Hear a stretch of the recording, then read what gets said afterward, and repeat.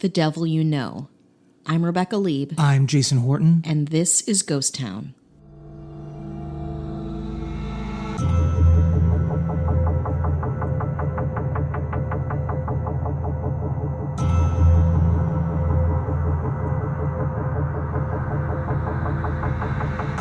In West Germany, 1976, there was the Exorcism of Anneliese Michel. Ooh. And we talked about the episode of the Greyhound Bus 1170 being the most disturbing episode. It's going to give it a run for its money. This one is the most disturbing one. You're already calling it. We've gotten 3 sentences and you've just introduced it. That is a very confident allegation. I had a lot of trouble with this one. Whoa. Not based on the information, because the information is just the information. Mm-hmm. It's the photos and the audio. Oh, no. You're going to make me look at some shit. I know it. It honestly was disturbing. Like, I stopped working on it, and then I started again because I kind of made myself upset. Oh, my God. This is interesting because on the way to my apartment, Jason and I were discussing how I didn't sleep last night because I had just a ton of nightmares. So thank you. Here we go. Here we go again. How about this? Pull up, do a search, and if you're listening, if you're hearing this, I say do this with caution. Maybe I'm just skittish. Okay. And maybe it's that, but I was actually pretty jarred from this. So what am I look searching up here? Anneliese Michel, which is Michel. Oh boy. Oh boy. Oh boy. Oh boy. Oh God. What? Okay, so I'm gonna just describe to you what I'm seeing here. So there's this like cute young woman, and she's got like a little brunette bob, and then next to her is what I assume is her. It's her same face, and she's thin, like sullen, and she's got blood around her. Her mouth is open. Look around her eyes, gaunt, and it's and red. There's like, some really keep looking at more pictures. Oh God, there's a lot. Oh my God, it's like a. I mean, it reminds me of like concentration camp style humanity, where it's like sullen, like her teeth are all like bloodied, and and she's laying on this pillow, and she's got this dress that's a similar pattern as the pillow. Did they have one of her mother like kind of having her in a headlock? Oh, there's that's there as well. Jesus. So I'm just warning everybody. It's in black and white. Is this it? Yeah. It is. This is like. It was so upsetting. I thought it was I thought it was like from like a movie because it was so. Yeah, these people. If you showed me a picture of Anneliese Michel, her like school photo, and then you showed me the picture of this woman's body, if they weren't next to each other, I'd be like, that can't be the same person. They're not the same age. They're not anything alike. Like, yeah, this is pretty sad and pretty. And this spooky. happened over a relatively short amount of time, and was 23 when when she was 23. Yeah, this woman could be like in her 50s. Like it's really disturbing. It's a lot here. There's a lot. You really hit me out the gate with some pretty heavy shit, Jason. Yeah, I wanted to kind of warn people. And there's audio as well, and I am going to, at my discretion, add it. I don't know if I'm going to or not. Not because some people can. This is the word. This is a very bad. It's really bad. There's some really, okay. Yeah, so, and I wasn't expecting it, so the shock was... And there's audio, which is also very, very disturbing. Boy. At my discretion, I might add it, and then it's kind of up to you to listen or not listen. I mean, some people out there just have a stronger constitution for this stuff. I do not. I do not have a very strong constitution, and the story is also very sad, and it is also one of those that is very angering, especially at the end. I feel like we've sometimes I feel like we go a little bit soft with some of the stuff. Not that it's soft. I don't want to like. No. I don't want to. You don't want to degrade this. They're all in a dark, esoteric kind of space. But some of them are really also very personal. I think when you get like some of them we like veer away from kind of the graphic stuff, or we touch upon it and kind of move on to more broader themes. But sometimes we don't do that, and sometimes we're here. and we're about to buckle up. Are you familiar with the movie The Exorcism of Emily Rose? Yes. So this is based on that. Okay. Which I did not see, but that's a very popular movie in the kind of current exorcism. Yeah, the Exorcism vernacular. They talk about the captions of the photos. They were like Emily Rose, Anneliese Michel, whatever. Okay. And I have a feeling the movie would not be as terrifying as probably what happened. Of course not. Of course not. Anneliese Michel, there's going to be a lot of kind of you almost kind of see this coming. It's a really great breeding ground for something like this. Mm-hmm. She grew up a very Catholic family. All things good come from really staunch and strict, oppressive religious upbringings. And I think, and again, not everyone who has a very religious upbringing has issues that are exactly like this. No, but this is an outlier. But I just think, especially with Catholicism, all the mythology around it gets very it's intense. Yeah, I mean, that's like being nice to in a lot of ways. But again, great art, cool reliquaries, into it. So we're in West Germany in the 1960s through the 1970s. So it's pretty modern-ish. I mean, I like to think it was that was 25 years ago, but we're talking 50 years ago. Yeah. But still, when you're dealing with modern medicine, when it comes to the psychiatry and understanding behavioral, sure, it's relatively recent, but obviously, even in the last 50 years, there's probably been a lot of advancements and stuff like that. Definitely. And we're also now in a time where The Exorcist came out, right? Yeah. We have that on The our Omen. minds. Yeah. It was a time where that stuff was huge. It was very powerful. And I'm sure that, I'm not saying that it necessarily affected this, but when you add up a lot of these things, you're going to be like, oh, okay. Yeah, well, I see. When we talk about these things being in the media, like stuff like the BBC hoax kind of a thing, I think in the 60s, it's of course we know it's TV, it's a movie, but at the same time, there was less of an acceptance of the surreality, fake, the precipice of that medium, and people, I think, take it a lot. It's a little more ingrained in this could happen, or this did happen, or it's a little bit closer than I think our perception of movies now. Anneliese Michel grew up very Catholic, went to Mass twice a week. And when she was 16, she blacked out at school and walked around in a daze. She didn't remember what happened, but her friends and family said that she was in a trance. That happened to me too once, but I was on mushrooms. Yeah, it's probably not. That's not that story. It's not that. I mean, I don't. And a year later, she had a similar thing happen, and she woke up in a trance and wet her bed. Whoa. And her body went through convulsions, and she was shaking uncontrollably. They took her to a neurologist, which is, I want to give credit. Good step. I want to give credit where it's not one of these stories where it was just immediately. Yeah, we got a bunch of priests in here. We tied her to a bed. They seem to do due diligence initially, and they diagnosed her with temporal lobe epilepsy that causes seizures, loss of memory, hallucinations. Okay. So that, it's they get an explanation before it even begins. Yeah. Interesting.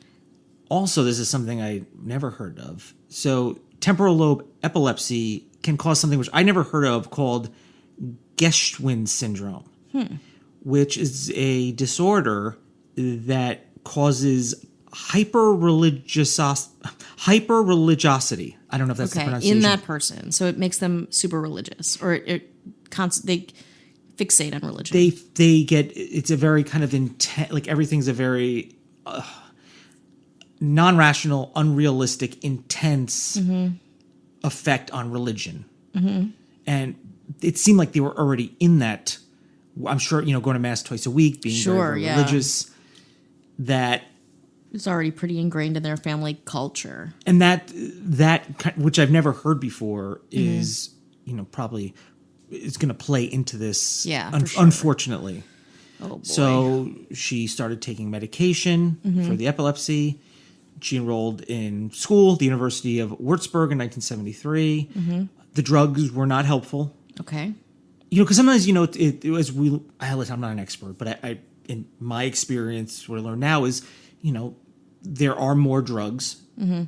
You do trials of the drugs. Yeah, it's a process. It's a process. Giant, long process to figure out what works well for you, because everybody is different. Yeah, and I'm sure there's, with MRIs and advancements in science, you could probably figure out more. But sometimes it's like, well, we tried this one pill and it didn't work. Yeah, it's like, well, fuck me. All right, I guess I'm insane now or something. So the drugs weren't helping, and her condition started getting worse. I don't know if it's like getting older or it just triggers, like once the floodgates open, it just doesn't it's slow interesting down. how some things get better once you get older. Like you kind of age out of some things and some things get worse.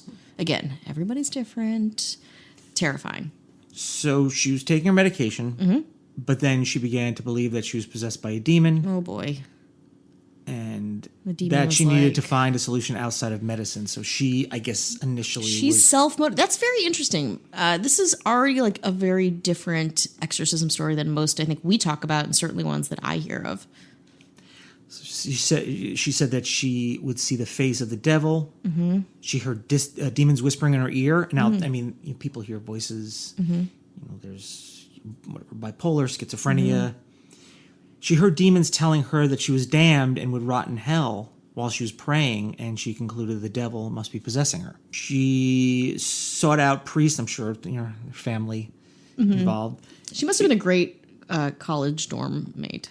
Yeah, I got to imagine she probably, had a pretty... It's not like she was like, I was just chilling and, like, I was like a kickback girl. It sounds like she probably, and as we find out from her family, there's probably, A lot going on? probably a lot going on, and it sounds pretty devout. Yeah. Yeah. Which you can even, you take people that are very devout, and even if things aren't this bad, sometimes they take things that are happening and they put it through their... through their filter, and it comes out the way it comes out. Yeah, totally. So she reached out to, I'm sure they had access to a lot of priests going to mass twice a week, and they were like, we can't help you, and suggested medical help, which is great, which you find, we've talked about exorcism This is a lot. so interesting. They're like, get help. And she's like, the devil is in these pills. Yeah, I feel like the church has always kind of been represented as being like, hey, you want to? It's like, we need an exorcism. They're like, yeah, they want to do it. They're just kind of like, it's always like a special case. You need permission. Yeah. So they've always been reluctant. Yeah. Even Except represented with in my movies. friend who got a weird exorcism when she was 14 years old. Yeah. That was just like willy-nilly. They had a coupon and like, here, go do it. But Germany, 1960 is still very... If you're going to save a few bucks, I mean, it's a little... it's just sensible. It's just common sense. Yeah, so they needed permission from a bishop or whatever they needed permission from. Yeah, you need anyway to a do punch that. card. So her delusion started getting worse. Sure. She would rip the clothes off her body. She performed up to 400 squats a day. Whoa, she must have been ripped. Crawled under a table and barked like a dog for 2 days. She ate spiders and coal.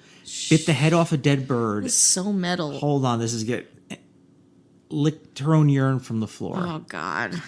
So in that sense, I do have some kind of sympathy. Sure, this person is clearly mentally ill. for her and her family, because it's a very extreme thing. Yeah, very extreme. Again, I don't know. Not in the room. You don't know what's feeding into what. Yeah.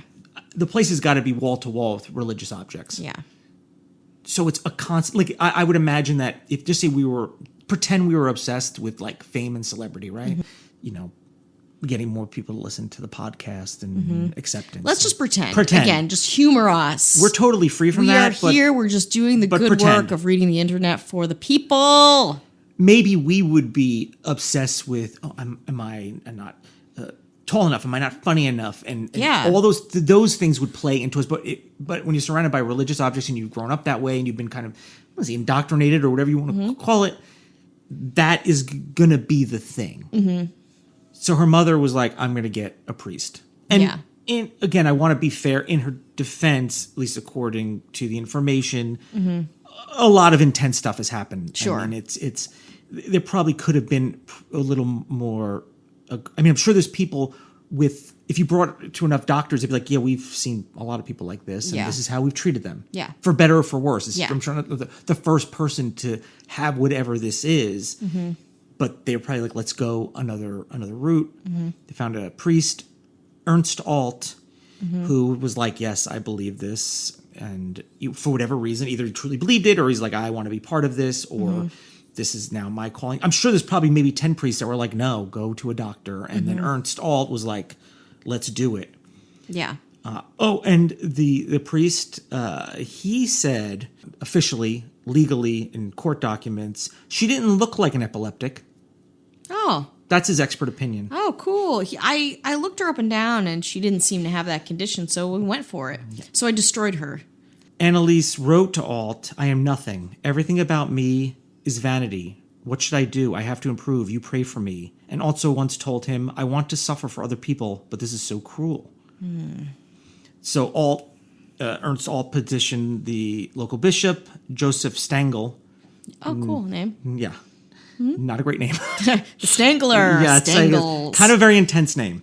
Yeah, Mr. Stang. He approved the request and granted a local priest, Arnold Renz, permission to perform an exorcism, but ordered that it be carried out in total secret. Okay. They're like, we got a rep to protect. Yeah. We're the Catholic Church. So, we know about exorcisms. We're all experts. Yeah. But as far as in the Catholic Church in the 1500s, priests would use the Latin phrase, Vade retro Satana, go back Satan, to expel demons from their mortal hosts. The practice of Catholic exorcism was codified in the Ritual Romanium, a book of Christian practices assembled in the 16th century. The 16th century. Yeah. 16th. Not current. Explicitly not current. Very archaic, probably not useful. Why are we doing this with this text? In the 1960s, they were very rare among Catholics, but again, like we discussed, movies like The Exorcist caused a renewed interest in that. It's interesting how time has gone on. It's like, oh no, let's go down this road. This is a great road. So for the next 10 months, following the bishop's approval of the exorcism, Alt and Renz conducted 67 exorcisms, lasting up to 4 hours on Anneliese. Oh, God. She was just like reduced to a puddle. Through the sessions, she revealed she was possessed by 5 demons. Oh, my God. Lucifer, Cain, Judas Iscariot, Adolf Hitler, and Nero. Whoa. I didn't realize that human historical figures could be demons. It's interesting that Hitler is brought up, especially, how Germans feel. I was in Germany. I was in Germany. A world traveler on our hands. Yeah, I'm just I see. But I did go to where, and this is allegedly, but there's a marker where Hitler's, I guess, grave is, which is interesting. That's a little side note. Someone's going to look into doing. I just don't know how much I want to talk about Hitler. Yeah, I just don't know how much. Fun Hitler ep. Yeah, but the imagery and the of Germany plus the religion, it's just very, very intense. Yeah, again, it's like, what is going on here, really? The spirits would kind of, they would kind of vie for power inside her body, and would communicate, obviously, through her mouth with a low growl. And there's audio of that. And, we did the episode on the Enfield poltergeist, which, the girl was making very scary sounds. Growling. But she was just making that. It doesn't feel hoaxy to you. Not at all. No. So do you believe in exorcism? I mean, what do you, should I ask you this after you're done with your spiel? There's more spiel. You know what? How about this? How about we put down the holy water? Just for a second. But I'm still thirsty. You have to drink it. You know anything about holy water? Well, on that, we will take a little break. A breaky. Today's episode is sponsored by Podcorn. Now, not every podcast can automatically make $1 million like Ghost Town. Yeah, millions. Of course, we're grateful and happy to have so many supporters and be able to advertise all kinds of great things, but let's face it, it's hard to make money as a podcaster, but that's where Podcorn comes in. Podcorn is a marketplace connecting podcasters to podcast sponsorship opportunities such as host-read ads, interview segments, topical discussions, and more. Podcorn is laid out so clear, it's concise, I said, the workflow is great. You never give up any of the rights to your podcast, and Podcorn is here to support you every step along the way. That way you're protected and compensated for the work that you do for brands. Podcorn has a ton of great advertisers, and we're super excited to help. Another perk, with Podcorn, there is no middleman. Podcasters of all sizes with as many quirky ukulele riffs in the intro can browse and choose opportunities right on the platform, set their own rates, and collaborate with brands directly without any exclusivities. Sweet, sweet freedom. The whole point is to give podcasters transparency, creative freedom, and full control of how and when we monetize. If only everything were like Podcorn, am I right? Click the link in Ghost Town's show notes to sign up to Podcorn and start browsing sponsorship opportunities immediately. That's podcorn.com/podcasters. This was suggested by Chris's Trash, our friend Chris. Yeah, he's all over the place. This guy's a helpful dude. He's super helpful. Thank you. You know, I think he's just bored at work and he's staring at these pictures, I guess. I don't know if he's not terrified or what he's doing. He seems like he has a firm constitution, very grounded, doesn't feel very shakeable. And he is a patron. And there's another I hope he got his pin. He did get his pin. He did. He said tweeted that. it, but he got his pin. I got it. Cool. No one else complained about not getting their pins, but cool dude. If you want to know what's the deal with these pins or another episode on exorcisms, it's at patreon.com/ghosttownpod. That's right. Bonus episodes. Like an episode like this might show up on there with no ads at all. None to speak of. Yeah, so and you get them in advance and you get them without ads. Advance, without ads, maybe a pin. What else do you need? Content? No. Get out of here. I don't think so. We have a couple Instagram. Yeah, we've got a lot of great suggestions lately. Massages. It's kind of hard to keep up. Yeah, big BIGGSKY _ says Memorial Mound is bizarre if you haven't heard of it. LOL, this dude in the 70s was trying to revolutionize cheap burials. The coffins were suspended in air in some weird deadly body Carvana setup. That sounds amazing. Families could go, quote unquote, visit their relatives' graves via 1980s TV screens. LMAO. Well, the business went belly up, as you could imagine, because what the fuck? Well, come to find out there was a hell of bodies left in that bitch. That sounds exactly up our alley. Exactly, yeah. I feel invigorated by that message. I'm ready to rock and roll. We also have a message from Amanda.sal95. She seems lovely. She says, hi, y'all. I discovered Ghost Town Pod, and I've been doing my best to binge it whenever I can. That's right. That's your job. We own you. You're both so funny, and I feel like I'm listening to friends talk whenever I have it on. Ha. Friends that you just can't interact with. The topics you cover are really interesting, too, and I like that you have a variety of topics mixed with comedy. I'm currently starting episode 67, so I should be catching up soon.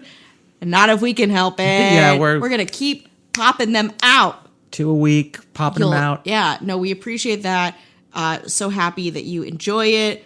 Like that you like the comedy. Oftentimes, you know, people are like, no, less comedy, less Rebecca personal stuff, less Rebecca personal stuff. Or we're doing comedy. They're like, stuff. you think that's comedy? And yeah, we're like, like, yeah, that's what we call it. You're a joke. Yeah. Your lives are a joke, and they're not wrong. No.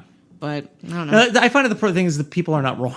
The people are not we wrong. are definitely ones that are wrong, but we just won't won't stop. We don't take criticism at all. We don't take constructive or unconstructive criticism. I do want to plug one more thing, which I don't really talk about often. But the show that I've been working on, Brain Games, is on Nat Geo. It premieres January 20th. Coming up. So we're really coming up. Jason is featured in an episode. You might see me doing some things. Yeah, he's a freaking star. Yeah. You know, dude is a star.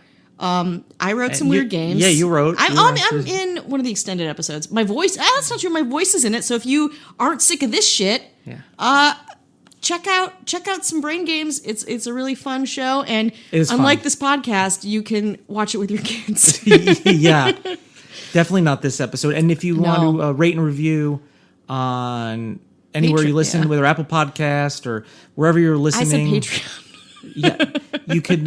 We could use the some positive reviews. That would be wonderful. We take a hit, and that would be wonderful. We'd appreciate it. Yeah, and if you don't feel positively, maybe hold off on the review. Tell us what you want, or just lie to us. Tell us what you want us to change, and we'll do whatever you ask of us.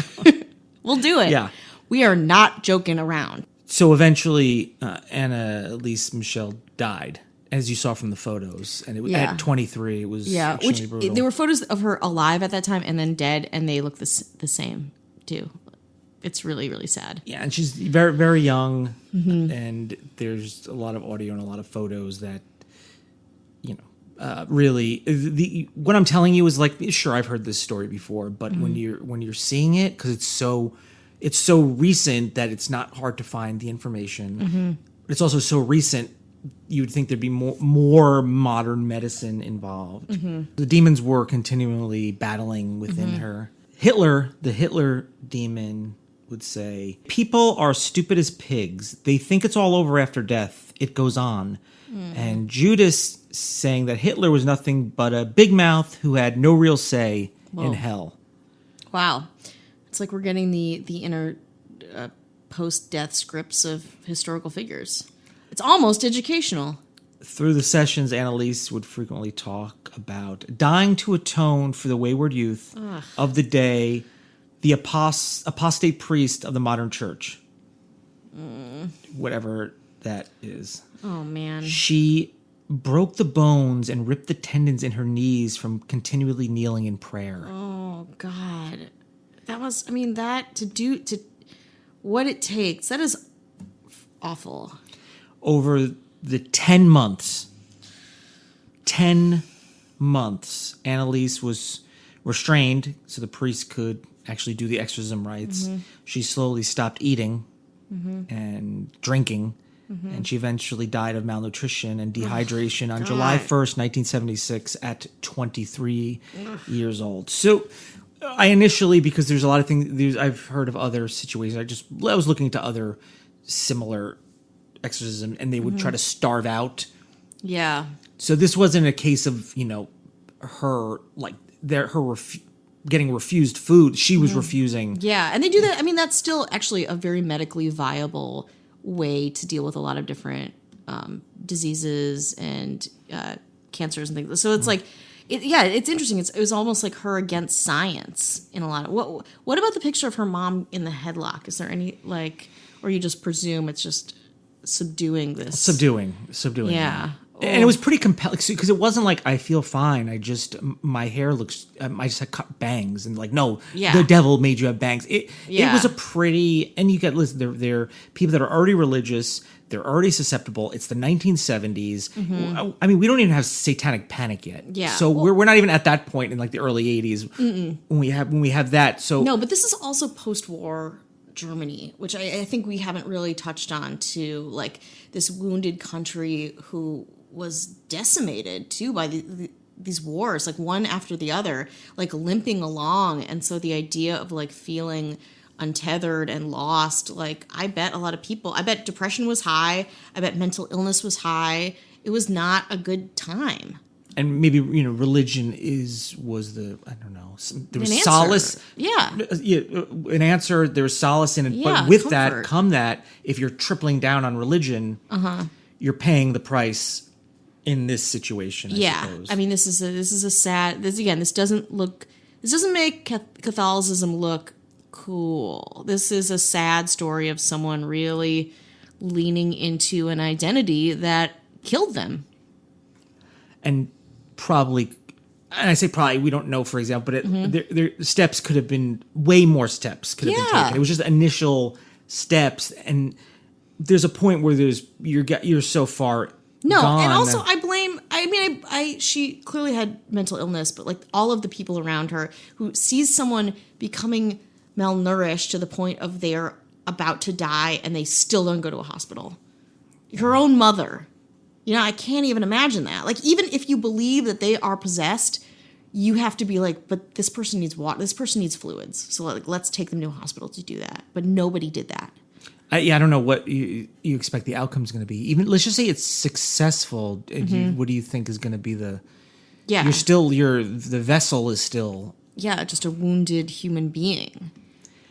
So after her death, the story became a big sensation. It was a national sensation in Germany.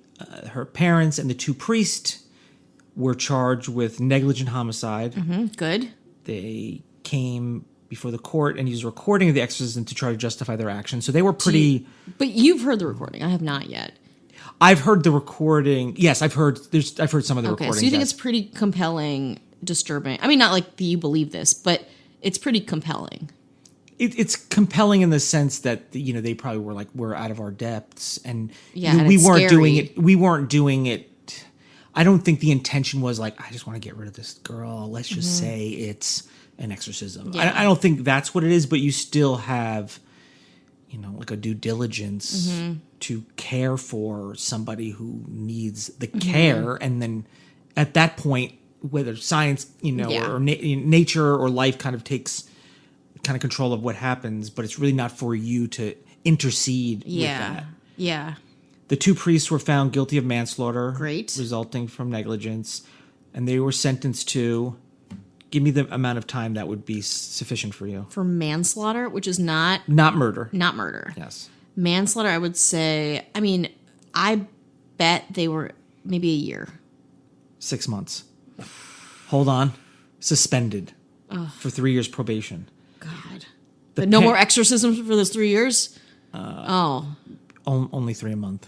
There was a limit. No, I don't know. What the parents were exempt from any punishment as they suffered enough. So they okay. like a time served, I suppose. Which is bullshit. I think that's a German.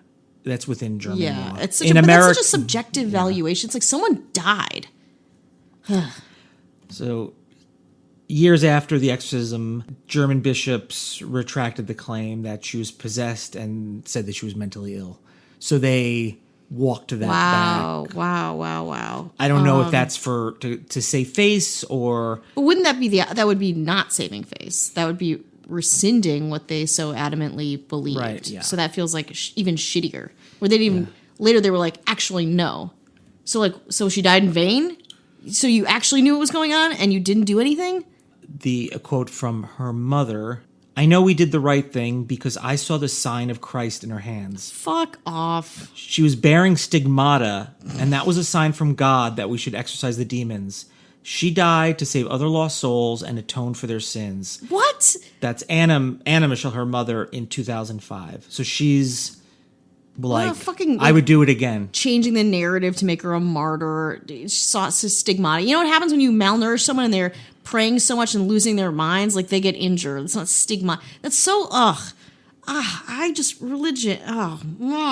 This makes me very angry. Yeah, I figured. I figured you thought this was going to be one that's going to. Well, it's, you know, I've talked about having the episode, the Greyhound 1170 episode, and we talked about how, like, I feel angrier though for this because that one it's like nobody could really do any, like it just happened. You know, like it happened. This one it's like everyone was complicit in this. Like there's so many steps someone could have been like, whoa, let's take her to a hospital. And maybe if it was and then they rescinded. Then they were like, actually, it was mental illness. Fuck off. Maybe it was 2 other priests that were like, hey, listen, this is not what we thought it was going to be. Yeah. Like, we're going to like, and I'm sure if the priests were like, listen, in our expert opinion, we're the ones wearing a collar, and I know when you see that, that's right. You kind of fall in line with what we say. We're your authority figures. We say we should take her to a hospital and kind of do both. Yeah. Whatever. I'm sure the parents would be like, sure, whatever you say. Yeah. Or at least eventually kind of give into that. I mean, you're watching your kid die. You're just watching her die over the course of 10 They don't months. think they're seeing their kid. They're like, that's not my kid. Yeah, that's but like Judas Iscariot. It's sure, Nero. Sure, but like in the vessel of your child, like that doesn't. I mean, yes, suffering. So they don't have to go to jail. Great, but like, take her to get some fluids, like bandage those knees. I don't like what is going.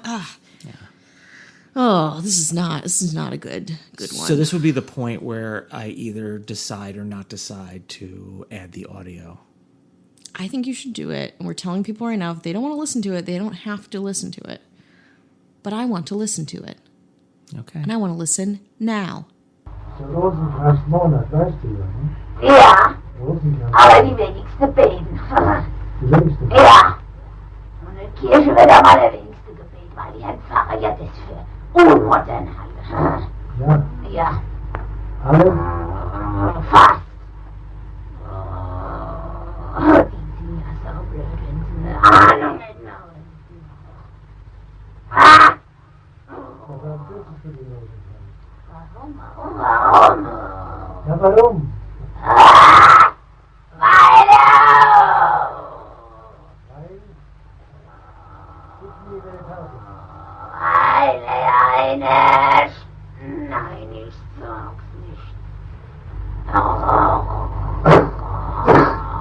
nur diese Rede. Weil er eine starke... Halt's Maul! Ja! Weil er eine starke Waffe ist. Gegen Satan Ja! und alle Dämonen. Ja, gegen uns! Ich muss es dir sagen.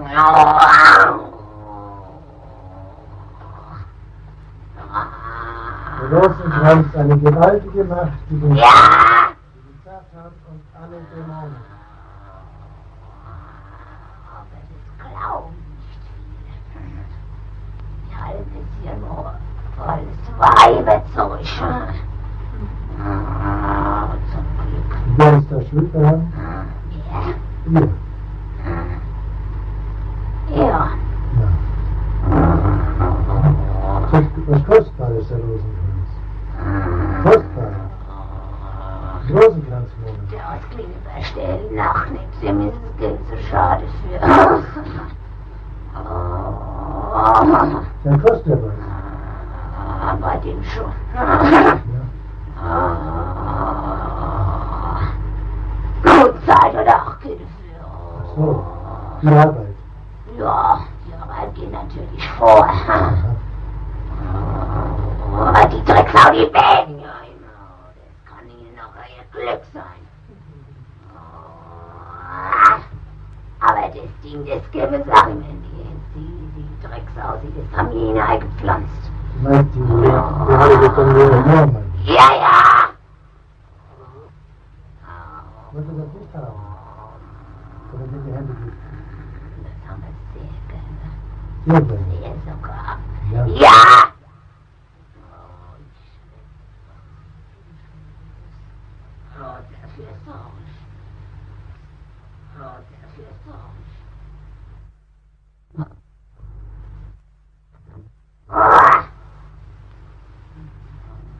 Das müssen Sie der Drecksau aus Westbusch sagen, kapiert?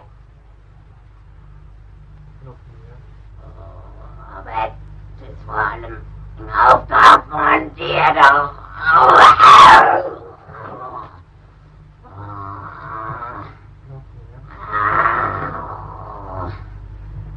Aber fresse du das nicht? Noch mehr. Halt dir Maul! Ja, die Kirschbank muss wieder neu! Scheißding. Kirchenbank. Ja. Komm her. Ja! Einfacher die Mitte. So shit. Noch mehr.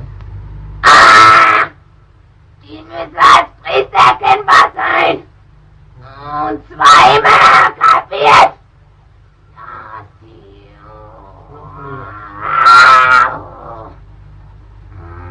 Noch mehr. Ja. Noch mehr.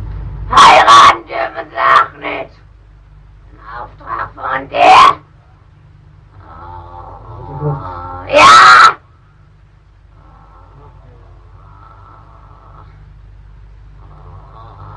Noch mehr sagen. Und in die kirchlichen Dienst dürfen sie auch nicht mehr eintreten, wenn sie das gemacht haben. Warum nicht? Darum.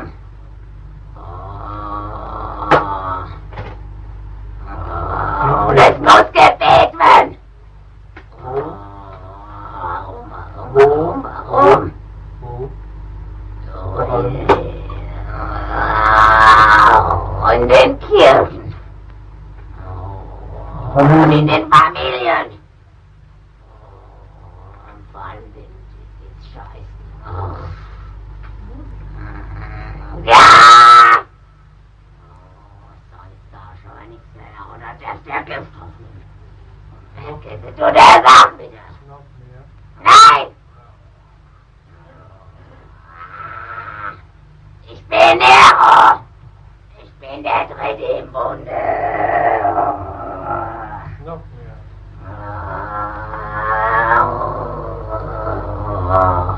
Noch mehr. Sie müssen mit in eine Scheißkassette. Und zwar mit allen zu dem Scheiß. Gelogen wird's Buschki. Und dann? Und dann? Dann muss er den Dreck bekannt geben. Wie? Wie? Das Wasser soll er schmeißen. Welchen Wort?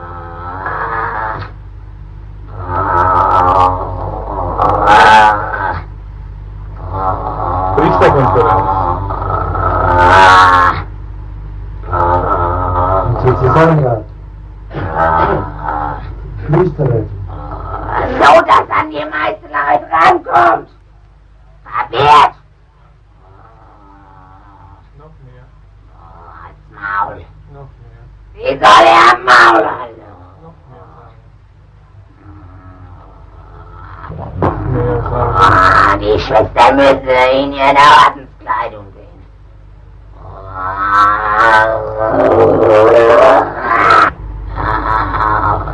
Noch mehr. Nein. Noch mehr.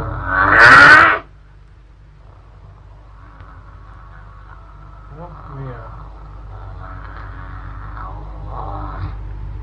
Das der Papst muss Gehorsam geleisten.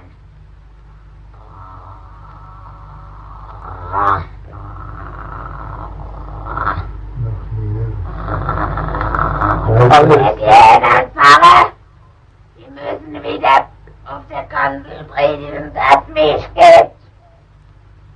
Und das Volk nicht entführen. Dass es den Teufel gibt. Ne? Ja!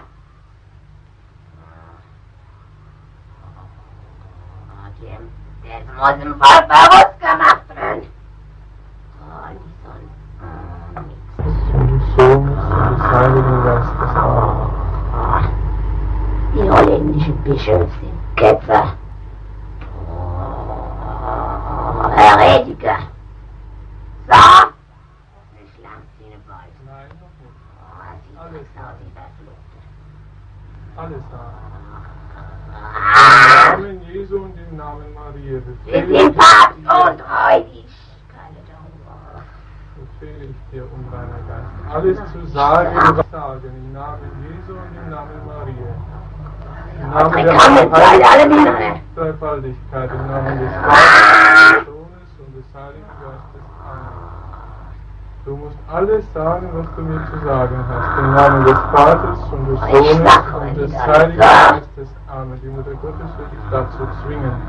Im Namen Jesu und im Namen Maria. Im Namen des Vaters und des Sohnes und des Heiligen Geistes. Amen.